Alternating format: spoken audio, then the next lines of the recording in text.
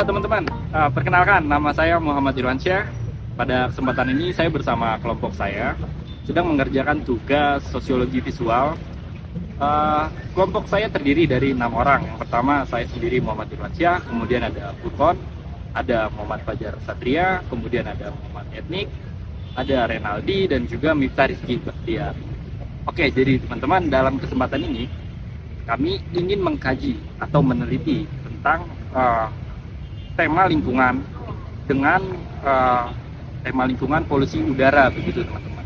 Jadi perlu kita ketahui teman-teman, berdasarkan data indeks kualitas udara air, Jakarta pernah menempati posisi teratas daftar kota dengan tingkat polusi terburuk pada tahun 2023. Indeks kualitas polusi udara Jakarta mencapai angka 186 alias masuk kategori tidak sehat.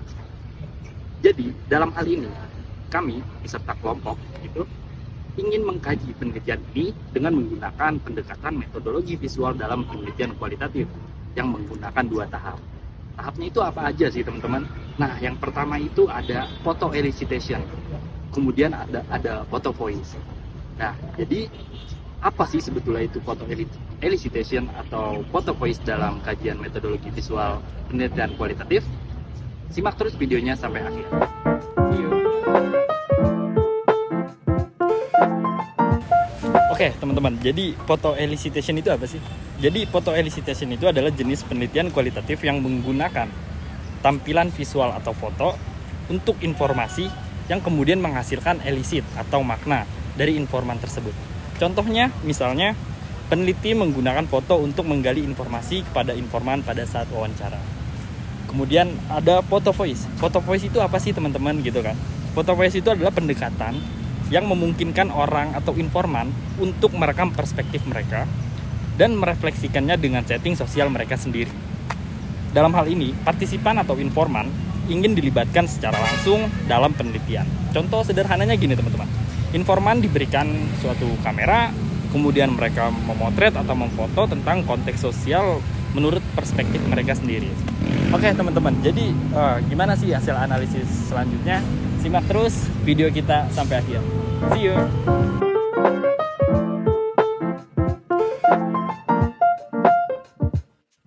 Selamat siang Pak, saya Renaldi dari Universitas Nasional ingin mewawancarai Bapak terkait polusi udara di Jakarta Selatan. Menurut Bapak untuk kedepannya apakah perlu adanya pemerataan kendaraan listrik? Ya kalau memang itu bermanfaat bagi halayak umum publik ya kenapa tidak gitu. Jadi kita ya welcome saja kalau memang itu benar-benar bermanfaat bagi halayak masyarakat. Ada pertanyaan lagi nih Pak. Menurut Bapak jenis kendaraan seperti apa sih yang meningkatkan polusi di udara ini? Ya, kalau menurut saya dari kesekian banyak kendaraan dan berjenis BBM yang mana mereka bisa dilakukan untuk beraktivitas di Jakarta ini ya kendaraan yang tidak menimbulkan emisi penambahan polusi udara. Itu yang terutama tadi itu yang biodiesel itu tadi ya terutama yang di bus-bus itu. Contohnya Pak? Ya bus, kendaraan truk-truk ya, truk 3/4 yang menggunakan bahan bakar diesel ataupun solar itu. Ya kalau sementara kasat mata saya seperti itu untuk penilaian saya, penganalisan saya di seputaran lingkungan dinas kami itu ya. Ada lagi? Cukup itu apa yang dari saya Pak. Oke, makasih Ahmad Aldi. Mudah-mudahan skripnya bisa dikasih nilai A+ dan menjadi di wisuda.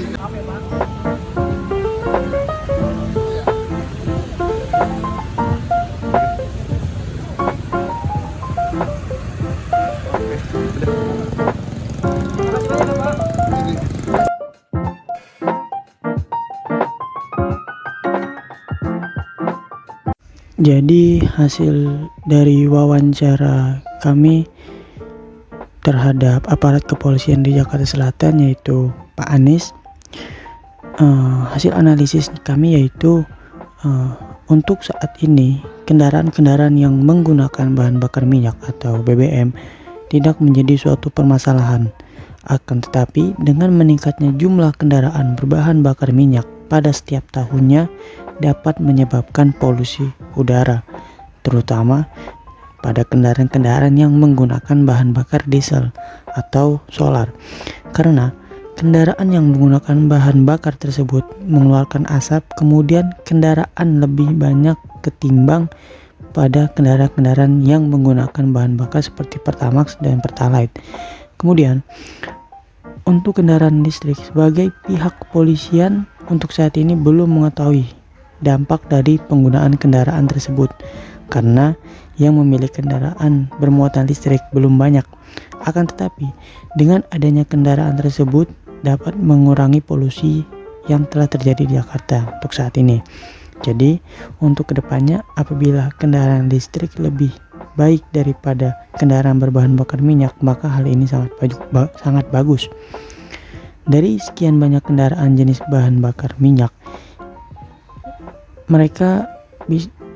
yang mana mereka bisa dilakukan untuk beraktivitas di Jakarta ini, kendaraan yang tidak menimbulkan emisi penambah udara terutama yang diesel, itu contohnya truk, bus, atau kendaraan yang menggunakan diesel atau solar itu menurut analisis polisi tersebut. Nah, contohnya itu yang paling dominan yaitu adalah kendaraan truk, yang dimana kendaraan tersebut berbahan bakar diesel atau solar.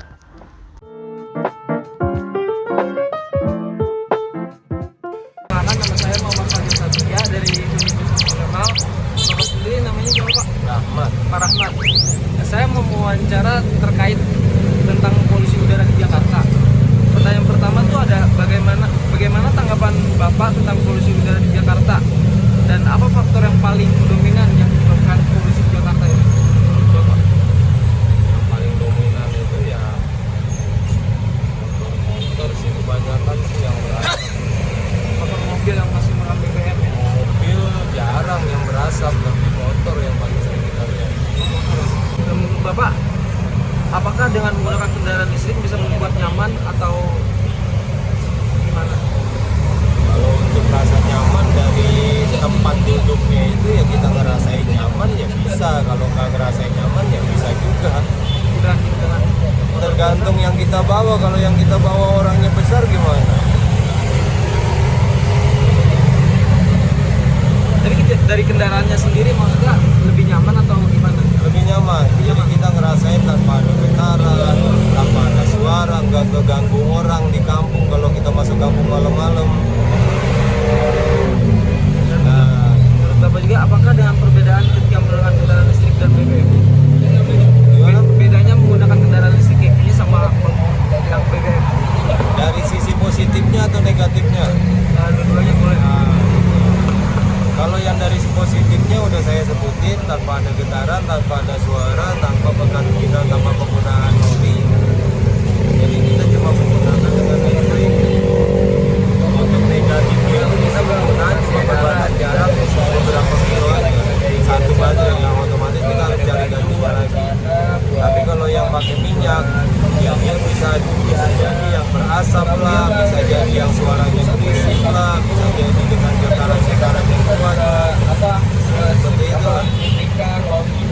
Yang terakhir Pak, buat kedepannya apakah perlu adanya pemerataan kendaraan listrik ke depannya? Nggak perlu. Soalnya kayak gini, pola pikir manusia itu kan nggak ada yang sama. Ada yang menyukai yang suka pakai minyak, ada yang menyukai yang suka pakai listrik.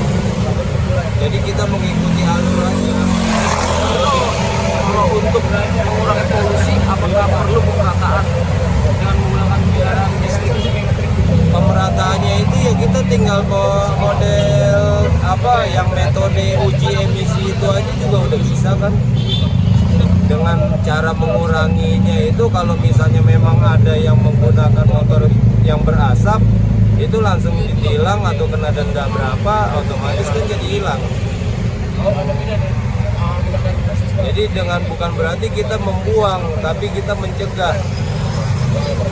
Kalau untuk mengurangi itu, kalau dengan cara mengurangi kita membuang ya itu kita sama aja menahan hobi orang gitu kan. Tapi kalau kita mencegah, oh boleh dia motor berisik tapi ya yang berasapnya itu dibetulin, diservis. Jadi nggak keluar asap tapi kan nggak ada polusi jadi.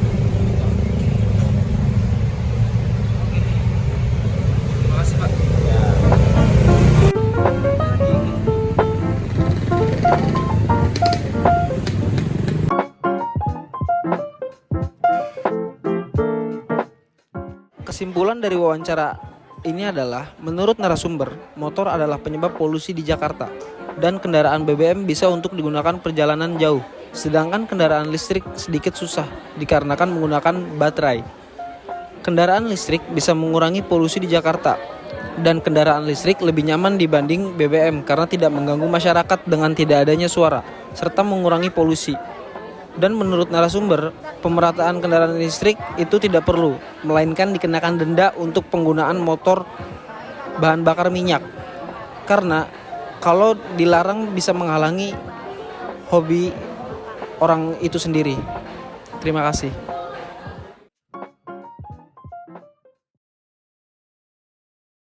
Assalamualaikum warahmatullahi wabarakatuh. Nama saya Muhammad Etnik dari mahasiswa Universitas Nasional. Sebelumnya perkenalan dulu, Bapak siapa ya Pak namanya? Dengan Arif. Oh, dengan Arif Pak. Ya. Ya. Jadi sini kami ada tugas nih Pak, mau seputar pertanyaan tentang polusi di Jakarta sih Pak. Iya, iya. Langsung aja Pak ya. Oke. Nomor 1 itu, bagaimana tanggapan Bapak terhadap polusi udara di Jakarta dan apa faktor yang paling dominan yang menyebabkannya?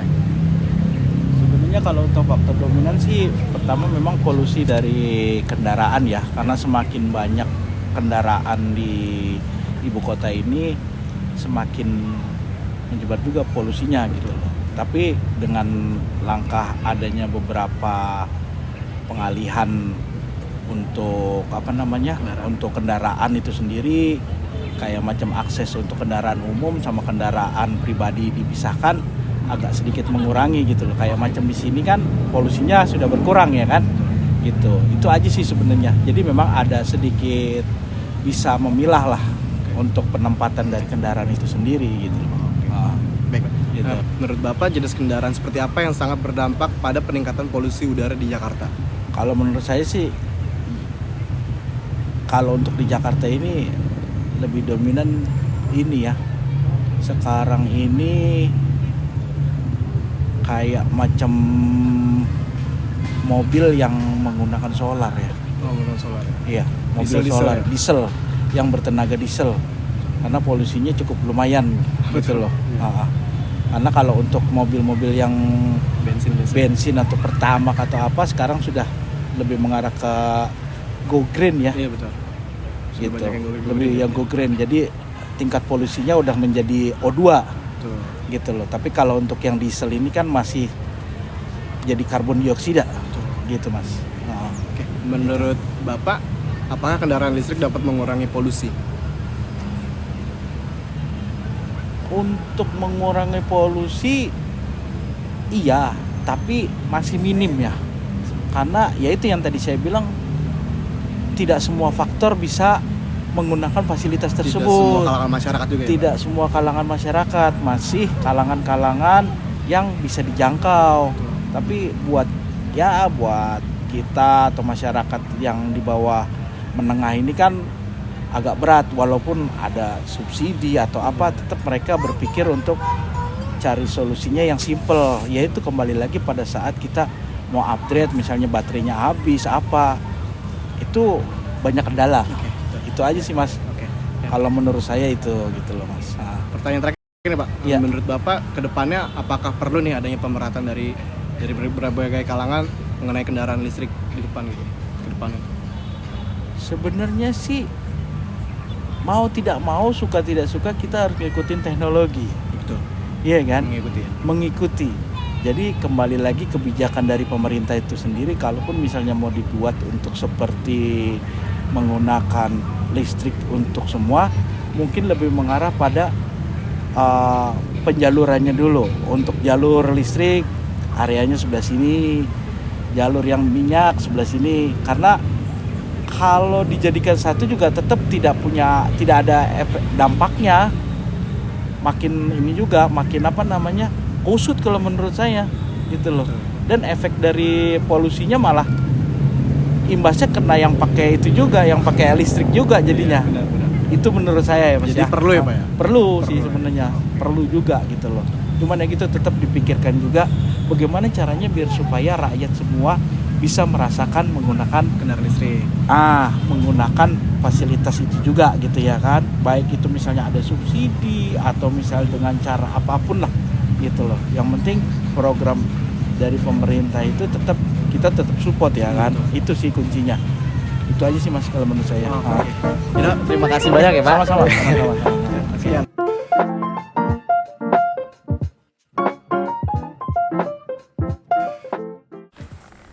Jadi, dari hasil wawancara yang telah kami lakukan dengan Bapak Arif, beliau menyebutkan bahwa polusi kendaraan bermotor di ibu kota menjadi salah satu faktor terbesar polusi di Jakarta.